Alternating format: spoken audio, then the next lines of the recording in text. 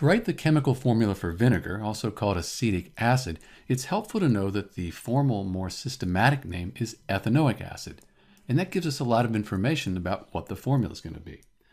When we look at ethanoic acid, we can see that eth, that means two carbons. So something like ethane is going to look like this.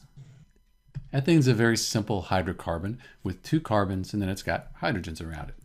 And then when we see OIC, that means that there's going to be the functional group called a carboxylic acid attached to one of those carbons. That's going to look like this right here. So you can see we have a carbon, we have a double bonded oxygen, and then this OH group here attached to the carbon. So we have our ethane, we're thinking about that with two carbons, and then we have this carboxylic acid. So let's put them together. So we said that eth means two, so I'm going to get rid of one of these carbons here. Let's get rid of this one right here. And now let's connect these two to make ethanoic acid. So that's the structural formula for ethanoic acid. So we have the right acid, we have the two carbons, that's our eth, and the OIC means we have this carboxylic acid functional group here. We just count the atoms up right now, and then we can write the chemical formula. There's two ways to do it. First, we could write C2, because we have two carbons, H, 1, 2, 3, 4, O, 1, 2.